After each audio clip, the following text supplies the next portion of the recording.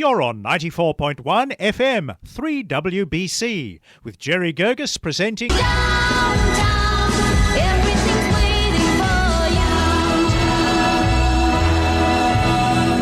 Downtown. And now here's Jerry Guirguis, 94.1 FM, 3WBC, the voice of the Inner East. Hang around and let your problems surround you. There are movie shows downtown. Maybe you know some little places to go to where they never close. Downtown, just listen to the rhythm of a gentle bossa nova. You'll be dancing with them too before the night. Bonjour de Biarritz. You and it's good evening from us. Yeah. So Is how it cold over there? are you? I'm good. I was in Paris and it was very hot and I was sick after Cannes. I had bronchitis. I did my back in. It was a disaster. And so I spoke to my friend Kelly, who is also a tap dancer and a writer. Right. And she mentioned the fact that, and she's now living in Biarritz, and she's said there's a film festival called Geneva, da da da. I was meant to be seeing her in Paris, and then I'm like, hang on, Biarritz. I think I need to swim. I think that's my problem. So the next morning at 7 a.m., I jumped on a TGV after not many hours sleep and found myself in paradise. So we've been swimming, we've been eating like the best anchovies I've ever eaten in my life, that you can see on my Instagram, Ruby TV. Yesterday we went to San Sebastian and we swam. I had good coffee. Paris and coffee is just like no longer possible for me. So good coffee. I mean, some places, there are Australian places you can get decent coffee, but most places in Paris are like kawa shwaya. La la la. So we went to San Sebastian and then we ended up buying dresses because we're starting a tap duo. Right. To do events and concerts in the Basque country. Oh, okay. So Yeah. can I start with our first question? Because we got our listeners here on 4.1 FM. You work as a travel, culture, food writer, but there's more. Tell us the more bit, what you've been doing. Well, as I said, right now we're putting together this tap duo. So we're doing it tonight. We're doing a photo shoot for events agencies and so we can get some bookings in this region, because I've been spending so much time in Paris in the last, decade. And I love Paris, but it's so polluted and it's getting really over tourist. Like, I love it, but you need to get out. And I like being near the beach, and this beautiful thing called the TGV exists. So in 4 hours, I could jump on a little train at 7 a.m. and be here at 11, go for a swim, have lunch, have a rehearsal, and do a show. So so Kelly and I are doing a little lifestyle changing plan. She lives here, and it's an hour, 45-minute drive to San Sebastian, which there's like, it's a 1930s town. It was destroyed. The oldest building is like 19th century, but the people are beautiful. If you are polite and nice to them, it's clean, it's lovely. So we're going to do some gigs around there, some tap gigs, but also some writing gigs, working on some new travel articles for the Paris Plan, which is my YouTube channel, or just freelance doing stuff for some Australian press or for Ruby TV. And because there's really, really good food around here. Really, the water is just amazing. There was a dolphin. My mum, I was talking to my mum and dad on the beach with somebody's mother, because we're in a group. And mum asked this lady who was Basque, are there any sharks? And she said, no, but there was a dolphin for a while. I think maybe for a few days. And they nicknamed it Pepita. Pepito, which is a nickname for Joseph, as in the father of Jesus. And all the locals would come down and say, hola, not hola, it's I know how to say thank you in Basque, but I'm still working. Thank you is escaricosco, that to Pepito. So anyway, yeah, so I'm doing that. I've got a tap duo in Paris with Mbungle that we're starting to do stuff with, because now we're not just tapping, but we're singing. She's singing, I do harmonies. So we're doing private shows and concerts.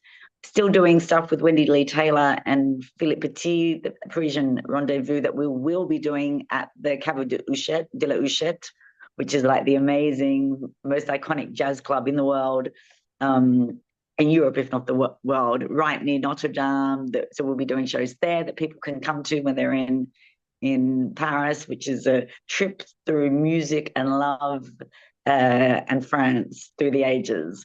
So we're setting that up. Lots going on, and I'm just proofreading my next book, which is out soon, which I think is your next question. Well, actually, we'll be on to the next bit. Let's talk about your growing number of books you've written. So many, you're up to number 5. The last one being The Movie Lover's Guide to Paris, and that, of course, super past the Architecture's Lover's Guide to Paris, the Art Lover's Guide to Barcelona, Sense in the City, Paris, Art Lover's Guide to Paris. So what's the next one? The next one is Movie Lover's Guide to Paris. Okay. I'm really excited about this one. I'm actually proofreading it. I need to print it out so that I can proofread it on the TGV on the way back to Paris. Right. Or I might go to Wendy's house in Cap Ferret. So it's Movie Lover's Guide to Paris. So it's you don't need to be in Paris because you travel to Paris through movies. Yes. And it's the history of, the history of cinema is French. There's a chapter on history. There's 100 films in French that you should watch, that I think you should watch. There's 100 films. And this is just Paris, set in Paris. And then there's 100 films in English set in Paris that I think you should watch. There's chapters about the cinemas you can go to, but not only the cinemas, but where to go to have a meal afterwards or drink beforehand. Because otherwise you come out, sometimes you go into the cinema in Paris and when you come out, you go out the exit and you find yourself in some back alley. And you're like, hang on, I didn't even know where the bathrooms were. Why am I in the back alley? So we're like, well, actually, if you go around the corner, there's this great little restaurant. And so it's kind of that practical stuff. There's walking tours. Sitting with friends, especially after, a theatre, you want to discuss the play, the performance, absolutely. And there's nothing more magical about capturing that time with a meal with friends and go, did you see it that way? Just last week, Ruby, I've been playing radio plays on the radio, but I made reference to the War of the Worlds, H.G. Wells, and also Casablanca, right? So I'm following with Casablanca again because we talk about the French part of this, the Spanish part of French. And They're looking at you, kid. Yes, absolutely. Best ever, the black and white. But when we're talking about Casablanca, it's amazing. Have you been to Casablanca recently? No, I haven't, but I love that film, and I love that they have. But I am going to Algeria, Right. which I'm really excited about. So and I have friends from Casablanca I've actually got a friend who's half Moroccan, half Algerian.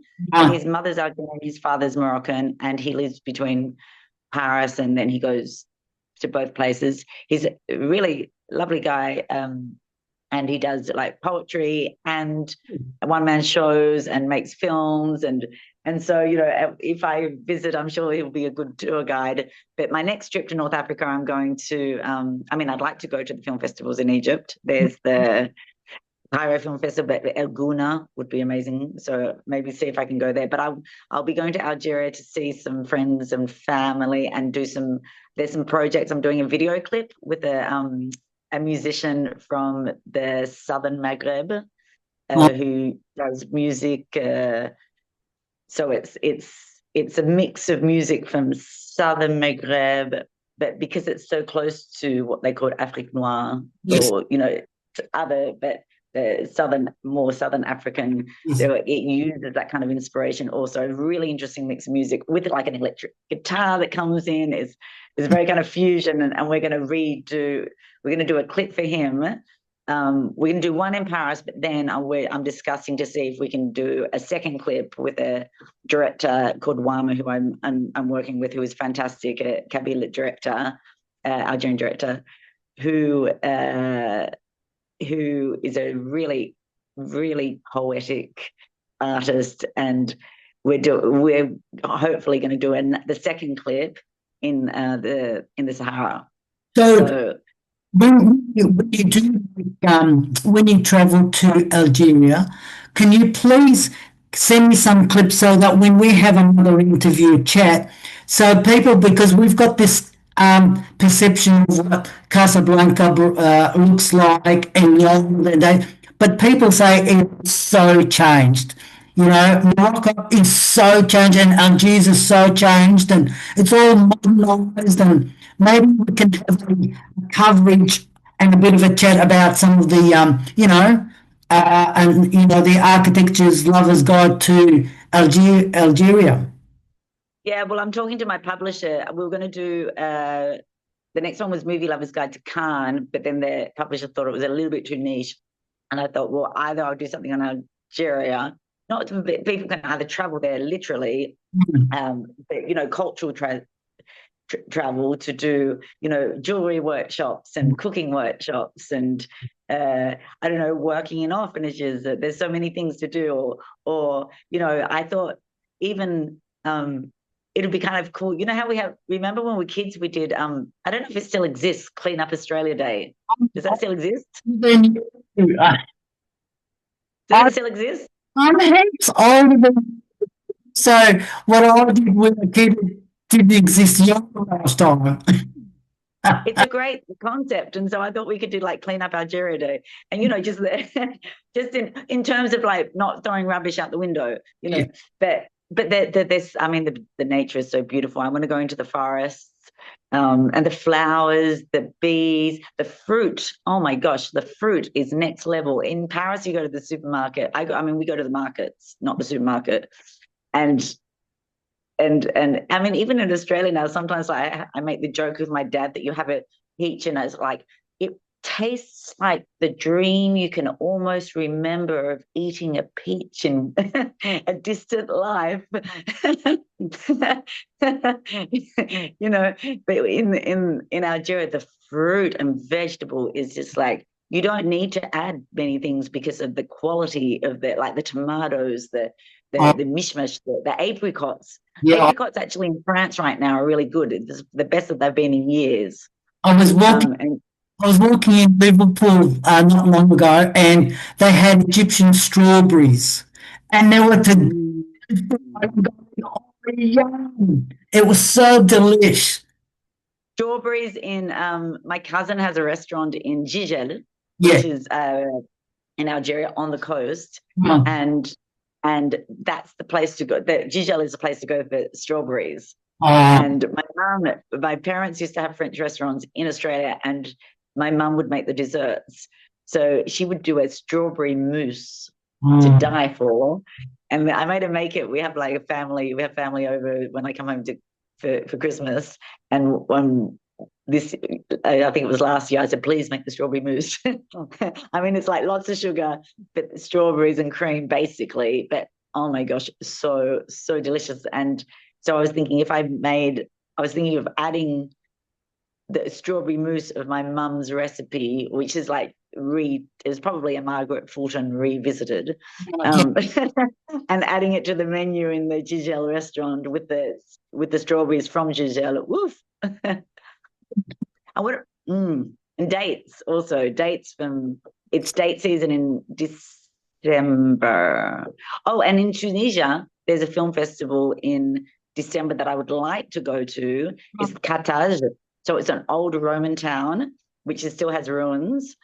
And they have the film festival in December. My only problem is that's when I'm meant to be in Japan in a hot spring on the way back to Australia. So it's going to be a hard decision. Right, okay. Now come back to Australia. We're going to catch up. I'll come back for summer. Let's talk about your recent chats with the band from the Tommy Crystal. Yes, this is lovely, a lovely story.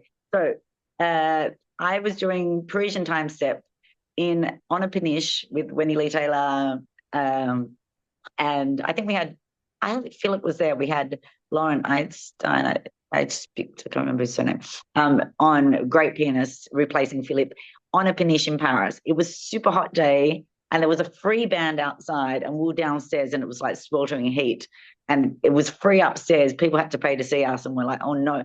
And it's like, I haven't gone flying for years. I'm like, I should be over that by now. Then people should just book. Like the last 2 shows were completely booked out. People couldn't come, and I'm like, I can't. And I'm like, do I really have to go and fly? Oh my God, I'm like, okay, I'll just do it. And so I went out going, there's a show downstairs, there's a show down there. And I'm like, this is pathetic. I can't believe I have to do this still. And then one table, I can't even remember, I'd give it to them, like Jonas said, we're doing a touch show downstairs. And then this American couple suddenly appeared in the back. I mean, it was not hard to see them. There weren't many people. It was too hot.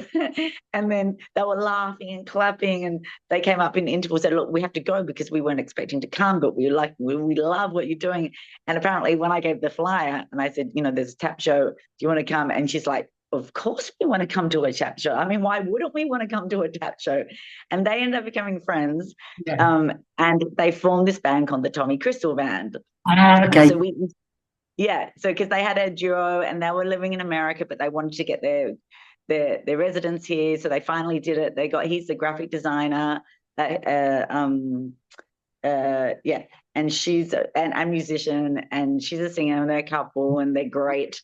And they came over and they met a bass player, then a guitarist, and they just put it together and kind of made it happen. Wow. And you can hear about the story. So we went to their first launch concert in Paris at this like iconic venue called Supersonic, and filmed it and did an interview. So people can watch that on our YouTube channel, which is called The Paris Clan. Right. And that's up now. And they were great. And what will be up next is our interview with Dion Beebe, who's the Australian cinematographer who did Chicago, Collateral, Memoirs of a Geisha, who I interviewed in Cannes, and we're putting that up in the next kind of week. We've just clicked over a certain time. Just quickly, when you from Australia, bananas? No. What's the one thing? The question? What's the one thing you want to come back to Australia for? The air. The eucalyptus trees. I know what you're saying. When it's raining at the moment, it's freezing. Oh, no, I mean, obviously, my dog, my mum, and my dad, and my brother, but and my cousins, and the eucalyptus trees, the clean air, the people. I mean, I love French people, but Australian people is, nice. Australian women who are like, lift each other up and not, so many things. But we have that over here too in a different way. Sure, you're having a great time by the sound of things. Hope to see you in December if you can. If you're not traveling to Japan, come back and say Japan to Australia. That's just a stopover. In between, let's catch up on what we Morocco or Algiers or whatever. Okay. Cheerio. Yes. I'm going for a swim. I'll put the heater on to 50. Shukran. Yeah.